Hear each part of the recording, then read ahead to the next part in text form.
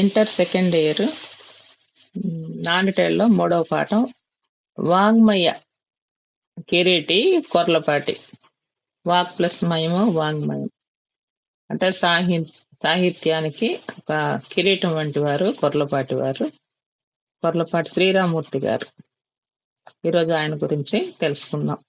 ఈ పాఠ్యాంశము ఆచార్య కొర్లపాటి శ్రీరామూర్తి గారి షష్ఠపూర్తి అభినందన సంచిక 1989 నుండి గ్రహించడం జరిగింది. అయితే ఇప్పుడు మనం చెప్పుకోబోయే పాఠ్యాంశం కొర్లపాటి శ్రీరామూర్తి గారి షష్ఠపూర్తి అభినందన సంచిక ఉంటే అది 1989లో రాయబడింది. దాని నుండి గ్రహించడం జరిగింది. కటేవరపు వెంకటరామయ్య గారి సంపాదకత్వంలో వెలువడిన ఈ సంచికలో కరుణశ్రీ జంధ్యాల పాపయ్య శాస్త్రి, గుంటూరు శేషేంద్ర శర్మ, దేవులపల్లి రామానుజరావు, డాక్టర్ నండూరి రామకృష్ణమాచార్యులు, ఆచార్య మాదిరాజు రంగరాజు, ఆచార్య ఎస్ గంగప్ప, ఆచార్య చల్ల రాధాకృష్ణ శర్మ గార్ల వంటి సాహితీ దిగ్గజాలు కొర్లపాటి వారి జీవిత విశేషాలు, సాహిత్య కృషిని వివరిస్తూ రాసిన పద్యాలు, వ్యాసాలు ఇందులో ఉన్నాయి. వాటిని క్రోడీకరిస్తూ ఈ పాఠ్యాంశాన్ని సిద్ధం చేయడం జరిగింది. పాఠ్యభాగ ఉద్దేశం: సాహిత్యం పట్ల మక్కువతో చదివి రసానుభూతిని పొంది 10 మందికి దాన్ని పంచేవారు సాహితీ లోకంలో బగతెక్కిపోతున్నారు. సాహిత్యాన్ని ఎంతో ఇష్టంగా చదివి ఆ రసానుభూతిని అయితే పొందుతారు, కానీ 10 మందికి అది పంచిపెట్టారంటే ముందుకు రారు, తగ్గిపోతున్నారు సమాజంలో. అలాంటి పరిశోధన కోసం తెలుగు సాహిత్య చరిత్రలో అపరిష్కృతంగా ఉన్న చిక్కుముడులు విప్పడం కోసం జీవితాన్ని అంకితం చేసిన వారు, ప్రాతస్మరణీయులైన వారు మరింత అరుదుగా కనిపిస్తారు. సాహిత్య చరిత్రలో ఎన్నో సందేహాలు, చిక్కుముళ్ళు అవి అలా పేరుకుపోతున్నాయి. అవి విప్పడం కోసం తమ జీవితాలనే అంకితం చేసిన వాళ్ళు కొందరు ఉంటారు. ఎప్పటికీ గుర్తుంచుకోదగిన వారు మనకు తక్కువగా కనిపిస్తూ ఉంటారు. అలాంటి వారిలో కొర్లపాటి శ్రీరామూర్తి గారు ఒకరు. శ్రీనాథ్ సాహిత్యం మీద ఆయన చేసిన కృషి వేణోళ్ళ పొగడదగినది. శ్రీనాథుని యొక్క సాహిత్యం మీద ఆయన ఎంతో కృషి చేశారు. నిజంగా ఆయన వేణోళ్ళ మనం పొగడవలసిన అవసరం ఎంతైనా ఉంది, అంత గొప్పవారు ఆయన. అధ్యయనం, చదువు, అధ్యాపకత్వం చెప్పడం, చదువు చెప్పడం, పరిశోధన అంటే తెలుసుకొని అది రికార్డ్ చేయడం, కలబోసిన ఓ సాహిత్యమూర్తిని విద్యార్థులకు పరిచయం చేయడం ఈ పాఠ్యభాగం యొక్క ఉద్దేశం. ఈ పద్యం చూడండి. ఇది డాక్టర్ జంధ్యాల పాపయ్య శాస్త్రి గారు మన ఈ కొర్లపాటి ఈ శ్రీరామూర్తి గారి గురించి చాలా చక్కని పద్యం రాశారు. ఎంత బాగుందో. జంధ్యాల పాపయ్య శాస్త్రి గారి పద్యాలు మళ్ళీ పోతన పద్యాలు గుర్తొస్తాయి, అలా రాస్తారన్న. తీయగా ఉంటుంది. ఆ పల్కరింపులో అనురాగములు చిందు తీయతే నెల విందు చేయువాడు, ఆవాలు చూపుతో తావులీనడు మంద మారుతమ్ములు జాలు వారువాడు, ఆదోర నవ్వుతో అప్పుడప్పుడే విచ్చు సన్నజాజులు దాచుకున్నవాడు, ఆ కరస్పర్శతో రాకాసర చాంద్రీద్యుతులు వెద జల్లువాడు, సుకవి సువిమర్శకుడు భక్త సుగుణమణుల స్వర్ణపేటి భూభావ శామదూటి మధుర కవి సార్వభౌమ వాంగ్మయ కిరీటి గురువు నందున మేటి మా కొర్లపాటి. కొర్లపాటి వారైన శ్రీరామూర్తి గారి గురించి జంధ్యాల పాపయ్య శాస్త్రి గారు ఎంత చక్కగా రాశారో ఒకసారి చూద్దాం. ఆ పలుకరింపులో అనురాగములు చెందు తీయ తేనెల విందు చేయువాడు. ఆయన పలకరిస్తే ఎంతో అనురాగంగా పలకరిస్తారంట. ఆ అవి ఎలా ఉంటుందంట, తీయనైన తేనెల పంచిపెట్టే విధంగా ఉంటుందంట ఆయన పలకరింపు. ఇలా చూశారంటే ఆ వాలు చూపుతో తావులీనడు మందం మారుతమ్ములు జాలు వారువాడు. మంచి సువాసన, తావి అంటే సువాసనతో కూడినటువంటి చల్లని పిల్లగాలులు వీచేలా ఉంటుందట. ఒక పూల తోట నుండి వచ్చేటువంటి గాలి ఎలా ఉంటుంది అలా. ఆ దూర నవ్వుతో అప్పుడప్పుడే విచ్చు సన్నజాజులు దాచుకున్నవాడు. ఆయన చిన్న దూర నవ్వు నవ్వితే సన్నజాజులు విరిసినట్లు ఉండేవంట. ఆ కరస్పర్శ రాకా సరశ్చంద్ర చాంద్రీద్యుతులు వెదజల్లువాడు. అంటే వెన్నెల వెలుగులుగా ఉంటదట ఆయన స్పర్శ చల్లగా. మంచి కవి, సుకవి, సువిమర్శకుడు, మంచి క్రిటిసైజ్ చేసేటువంటి విమర్శకుడు, మంచి చక్కగా మాట్లాడే వక్త, మంచి సుగుణ మణులు, మంచి గుణాలు, గొప్ప గుణాలు ఉన్నాయి. స్వర్ణ పేటి, అన్ని కలిపినటువంటి బంగారు పెట్టి, కుంభ భాష తోటి ఒక భాష సరస్వతి, మధుర కవి, తీయన కవి, సార్వభౌమైనటువంటి కిరీటి. అంటే సాహిత్యానికి ఒక రాజు లాంటి వాడు. గురువులందన మేటి మా కొర్లపాటి, గురువులందరిలోనికి గొప్పవాడైన కొర్లపాటి అని రాశారు. మరొకసారి చెప్పుకుందాం. జంధ్యాల పాపయ్య శాస్త్రి గారు. వెలుగుల రేడు, వసుంధరను వెతుక్కునేంత దట్టంగా పరుచుకున్న కొబ్బరి తోటలు. వెలుగుల రేడు అంటే చంద్రుడు లేదా సూర్యుడు కూడా కావచ్చు. చంద్రుడు వసుంధరను వెతుక్కునేంత దట్టంగా, వసుంధర అంటే భూమిని వెతుక్కునేంత, అంటే భూమి కనిపించకుండా పచ్చని పంట పొలాలు, కొబ్బరి తోటలు. ఆంధ్ర గీర్వాణ పండితులు. గోదావరి గలగలలతో కనువిందు చేస్తుంది కోనసీమ. గీర్వాణం అంటే సాంస్క్రిట్స్, తెలుగు సంస్కృత పండితులతో కలిగినటువంటి ఆ గోదావరి గలగలలతో మనకు ఒక విందు చేస్తుంది ఆ కోనసీమ. అంటే పచ్చని పంట పొలాలు, కొబ్బరి తోటలు, మళ్ళీ తెలుగు సంస్కృత పండితులు, గోదావరి నీళ్ల యొక్క ప్రవాహాలతో ఎంతో పండుగ పండుగగా ఉంటుంది కోనసీమ. ఆ సీమలోని కొర్లపాటి వారి పాలెంలో, ఆయన ఇంటి పేరు ఊరి పేరు ఒకటే, వారి పాలెంలో 17/10/1929 శ్రీ కొర్లపాటి శ్రీరామూర్తి గారు జన్మించారు. వీరి తల్లి రత్నమణి, తండ్రి వన్యం గారు. కొర్లపాటి వారిది మధ్య తరగతి వ్యవసాయ కుటుంబం. స్కూల్ ఫైనల్ చదువుతున్నప్పుడే తండ్రిని కోల్పోయిన కొర్లపాటి శ్రీరామూర్తి గారు కొన్నాళ్ళు వ్యవసాయం చేస్తూ కుటుంబానికి సాయపడ్డారు.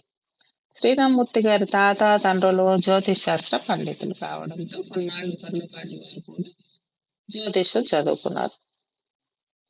పెద్దవాళ్ళు జ్యోతిష్యం చెప్పేవారు, ఈయన కూడా అదే చదువుకున్నారు.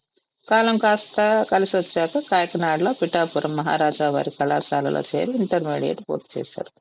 భీమవరంలోని దంతులూరి నారాయణరావు కళాశాలలో చేరి బిఏ డిగ్రీ పూర్తి చేశారు. ఈ సందర్భంగా సర్వశ్రీ దర్బా సర్వేశ్వర శాస్త్రి, దిగుమతి సీతారామస్వామి, నండూరి రామకృష్ణమాచార్యులు వంటి మహామహులు విద్వాంసుల వద్ద కావ్య పాఠాలు నేర్చుకునే అవకాశం కలిగింది. వీళ్ళందరి దగ్గర చదువుకున్నారు. 1953 నాటికి బిఏలో సర్వప్రథములుగా ఉత్తీర్ణులై బంగారు పథకం సాధించారు. 1953లో ఈయన 29లో పుట్టారు, అంటే ఇంచుమించు 53లో కదా, 22 సంవత్సరాల్లో ఈ డిగ్రీ పాస్ అయిపోయారు. BA gold medalist. అదే సంవత్సరం తాను చదువుకున్న డిఎన్ఆర్ కళాశాలలో తెలుగు ట్యూటర్గా పనిచేయడానికి అవకాశం వచ్చింది. ఆయన ఎక్కడైతే చదువుకున్నారో అక్కడే ఆయన ట్యూటర్గా అవకాశం వచ్చింది. వెంటనే ఆ ఉద్యోగంలో చేరారు. విద్యార్థులకు పాఠాలు బాగా చెబుతుండడం వల్ల మంచి నడవడికతో హుందాగా వ్యవహరించే శ్రీరామ్మూర్తికి కొద్ది కాలంలోనే మంచి పేరు వచ్చింది. రాజమహేంద్రవరం ప్రభుత్వ డిగ్రీ కళాశాల వారు శ్రీరామ్మూర్తిని ఆహ్వానించి అధ్యాపకునిగా నియమించుకున్నారు. కానీ ఆయనలో ఎంఏ తెలుగు చదవాలన్న కోరిక బలంగా ఉండడంతో తనకు అన్నం పెడుతున్న ఉద్యోగాన్ని సైతం మానివేసి విశాఖపట్నంలోని ఆంధ్ర విశ్వవిద్యాలయంలో తెలుగు ఎంఏ ఆనర్స్లో చేరారు. ఆయనకు ఉద్యోగం చేస్తున్నా కూడా ఎంఏ తెలుగు చేయాలని కోరికతో ఉద్యోగాన్ని మానేశారు. 1955-57 విద్యార్థి బృందంలో మొదటి ర్యాంకు సాధించి స్వర్ణ పథకం పొందారు. బంగారు గోల్డ్ మెడలిస్ట్ అంటే. చిన్న చితక ఉద్యోగాలు చేసుకుంటూ రోజు గ్రంథాలయానికి వెళ్తూ ఉండేవారు. శ్రీరామూర్తి గారికి 1957లో ఆంధ్ర విశ్వకళా పరిషత్ తెలుగు శాఖ నుండి పిలుపు వచ్చింది.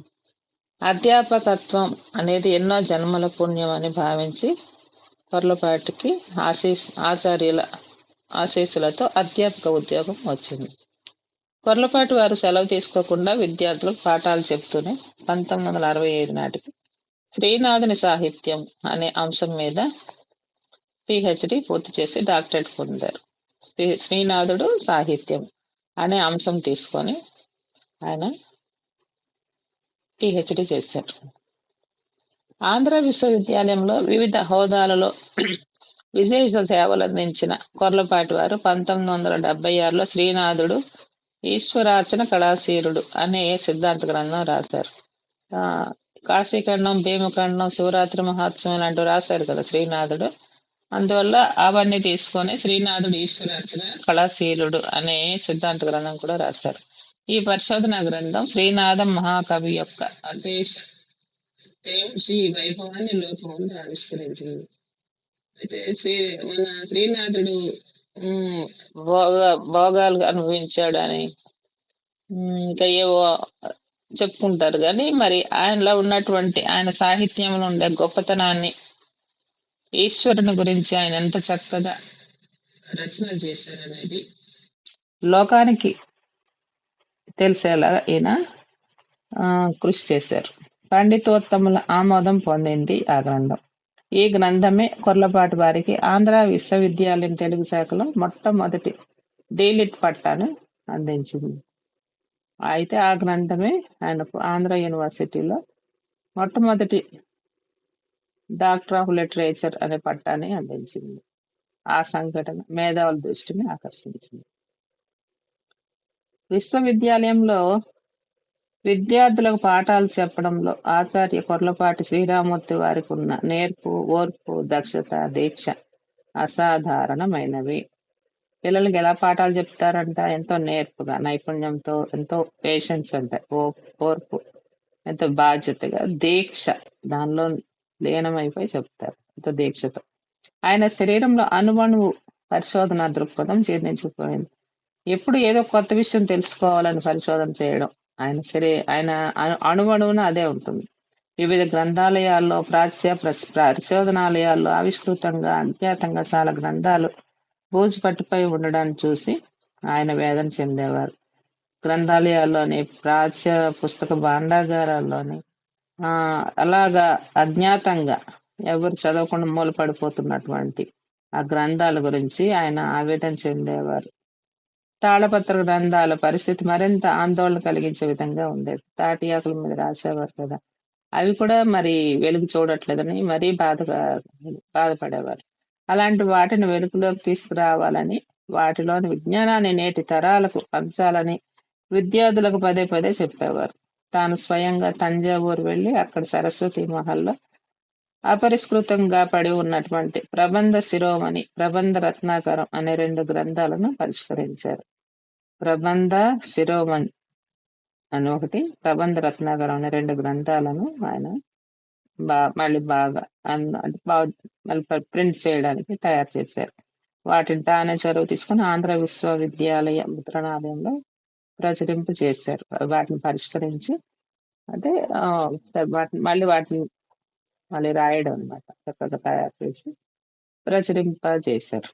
ఆచార్య కొర్లపాటి వారికి చిన్న వయసులోనే పెళ్లి జరగడం వల్ల సంసార బాధ్యతలు ఒక పక్క, బోధన పరిశోధన మరో ప్రక్క సాగిస్తూనే మధ్యలో దొరికిన ఖాళీ సమయాల్లో నాటకాలు, నవలలు రాసేవారు. కూర్మ వేణుగోపాల స్వామి గారి సహకారంతో ఆంధ్ర విశ్వ కళా పరిషత్ ఆరుబయట రంగస్థలంపై వీరి నాటకాలెన్నో ప్రదర్శించబడేవి. పలనాటి వీరి చరిత్ర, పాండవుల మెట్ట, ధర్మజ్యోతి, శ్రీకృష్ణదేవరాయలు వంటి నాటకాలు రాష్ట్రమంతా ప్రదర్శింపబడి బహుమతులు కూడా గెలుచుకున్నాయి. వీరి చిత్రశాల నవల విశ్వవిద్యాలయ స్థాయిలో మొదటి బహుమతి పొందింది, యూనివర్సిటీ లెవెల్. ఆచార్య శ్రీరామూర్తి గారికి చరిత్ర, సాహిత్యం రెండు రెండు కళ్ళు లాంటివి. చరిత్ర అంటే జరిగిపోయినది, సాహిత్యం అంటే రచనలు. ఈ రెండు కూడా దేన్ని కూడా ఆయన వదిలిపెట్టలేదు. చరిత్ర లోతుల్లోకి వెళ్ళగలిగితే సాహిత్య మూలాలు దొరుకుతాయి, అంతే కదా. మనం కొత్తగా ఇప్పుడు రాయాలంటే దానికి కావలసినటువంటి సరుకు కావాలంటే బాగా చదవాల్సిందే. ఒక మంచి కథ రాయాలంటే ఎన్నో కథలు చదివితేనే మనకి ఇంకా ఎలా రాయాలనే ఒక మంచి ఆలోచన వస్తుంది, ముడి సరుకు కావాలి. సాహిత్యాన్ని పద్ధతిగా అధ్యయనం చేస్తే చరిత్రలో ఎన్నో చిక్కుముడులు విడిపోతాయని ఆయన బలంగా నమ్మేవారు. చరిత్ర, సాహిత్యం అంతా కూడా మనం ప్రాచీన గ్రంథాలు చదివినట్లయితే మనకుండే సందేహాలన్నీ పటాపంచలైపోతాయని ఆయన పూర్తిగా నమ్మారు. వీరి ఆలోచనలకు అక్షర రూపాలుగా చరిత్ర, చర్చ, సాహిత్య సంపద అనే రెండు గ్రంథాలు వీరి కాలం నుండి వెలువడ్డాయి. చరిత్ర చదివి దాని గురించి చర్చ అంటూ ఒకటి, మన సాహిత్య సంపద అనే అంటే సాహిత్య సంపద మన కాదు, సాహిత్య సంపద అనే రెండు గ్రంథాలు ఈయన రచించారు. వేమన మీద వీరు రాసిన నాదయోగి మన వేమన అన్న విమర్శన గ్రంథం పండితుల చేత ప్రశంసించబడుతోంది. ఆచార్య కొర్లపాటి గుణపక్షపాతి అంటే పార్షాలిటీ లేదు, పక్షపాతి కాదు. విద్యార్థుల్లో గూఢంగా ఉన్న నైపుణ్యాలను కనిపెట్టి వారిని ఆ దిశగా ప్రోత్సహించేవారు. స్టూడెంట్స్ లో ఉన్నటువంటి వాళ్ళలో ఉన్న నైపుణ్యాలను గుర్తించి వారికి ఎంతో ప్రోత్సహించేవారు. వీరు 13 పరిశోధనా గ్రంథాలు రాశారు. వివిధ విషయాలపై 100 పరిశోధనా పత్రాలను వెలువరించారు. శిష్య వాత్సల్యానికి కొర్లపాటి వారు పెట్టింది పేరు. శిష్యులు అంటే ఆయనకి ఎంతో ప్రాణం. ఆయన పర్యవేక్షణలో 13 మందికి పిహెచ్డీలు, 8 మందికి ఎంఫిల్లు పూర్తయ్యాయి. రాష్ట్రంలో రాష్ట్రేతర ప్రాంతాల్లోనూ వీరి శిష్య ప్రశిష్యులు ఆచార్యులుగా, అధ్యాపకులుగా, ఉపాధ్యాయులుగా రాణిస్తున్నారు.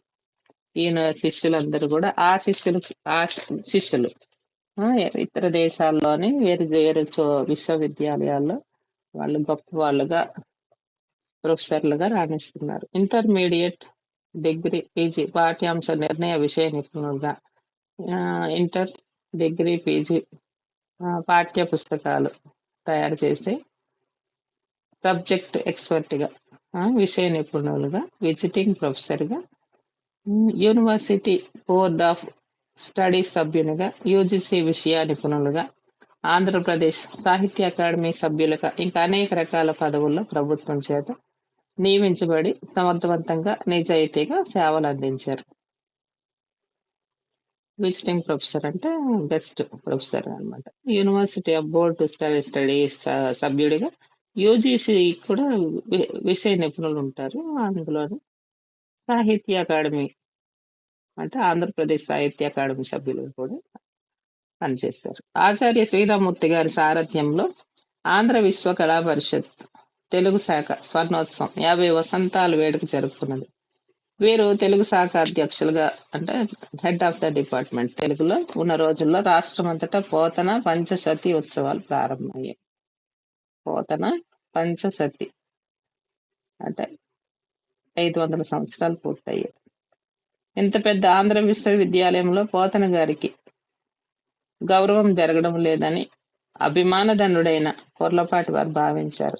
నాటి విశ్వవిద్యాలయ వైస్ ఛాన్సలర్ ఆవుల సాంబశివరావు గారిని ఒప్పించారు. తెలుగు శాఖ పక్షాన్ని పోతన సాహిత్య గోష్ఠి వైభవంగా జరిపించారు. తులనాత్మక సాహిత్యం పైన 1000 ఏళ్లు తెలుగు సాహిత్యపు వెలుగుల పైన వీరి నేతృత్వంలో జాతీయ స్థాయి సదస్సులు నిర్వహించబడ్డాయి.